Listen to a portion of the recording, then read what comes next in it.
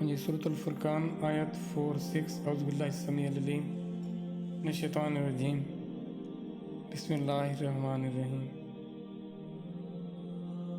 ये पीछे तज़किरा हुआ था इसका साए का।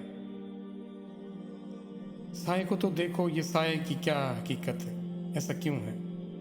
फिर इसका अल्लाह ने इसकी दलील क्या, सूरज को इसकी दलील ठहराया। उसके मुतालिक देखें, साए के मुतालिक, सूरज के मुतालिक ये बातें मेरे आपके लिए ज़रूरी हैं। कुरान में कोई बात गैर ज़रूरी नहीं। ज़रूरी बातें, अहम बातें, हर एक इंसान को उनको समझना चाहिए, उनको जानना चाहिए। उस साए के मुतालिक अल्लाह फिर क्या फरमाते हैं, सुम्मा फिर कब्ज़ ना हो, हमने समेटा हो उसे, उस साए को, इलैना, अपनी तरफ। कब्ज़न समेटना यसीरा आसान। पहले कैसे साए को फैलाया जाता है, फिर उसको समेटा जाता है, कैसे वो अपनी मरकज़ की तरफ आता है।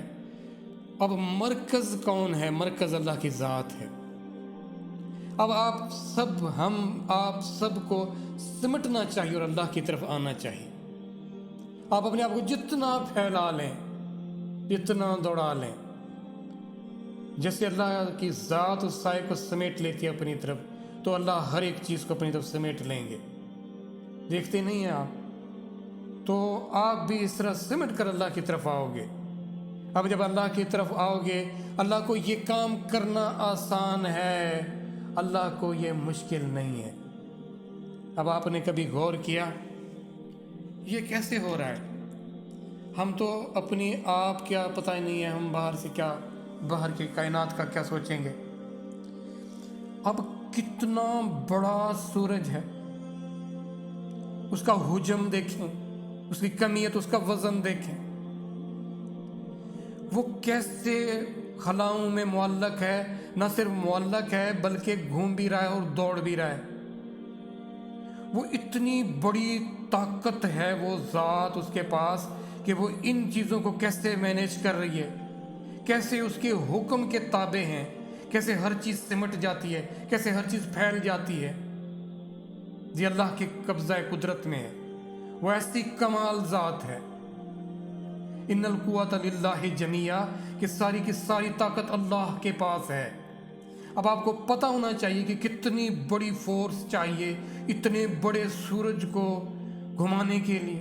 फिर देखिए ना, एक जो सोलर सिस्टम है हमारा, कितने सियारे कैसे उस ऑर्बिट के अंदर इधर से उधर नहीं होते, कैसे रात आती है, कैसे दिन होता है, कैसे साए सिमटते हैं, कैसे नूर, कैसे रोशनियां फैलती हैं।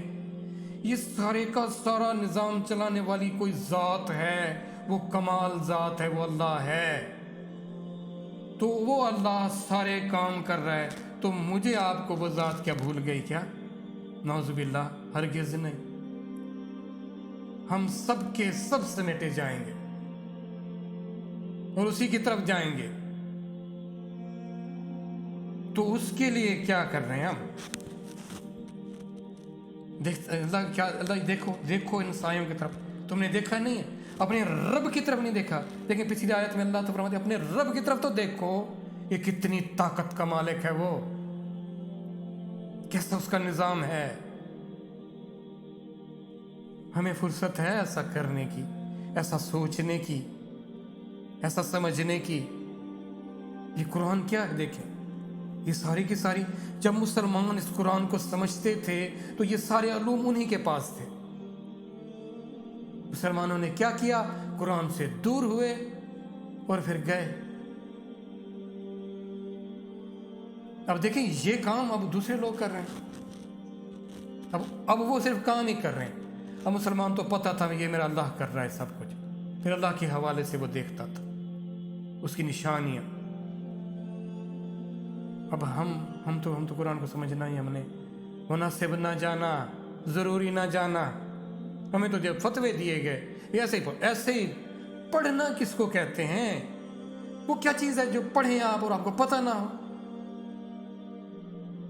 वो क्या चीज़ है जिसका आपको पता ना हो और आप उसके मानने का दावा करें? कि कैसे फिर हमारे अंदर वो ईमान आएगा, वो रिसर्च, वो तहकीक, وہ جستجو کہاں سے آئے گی؟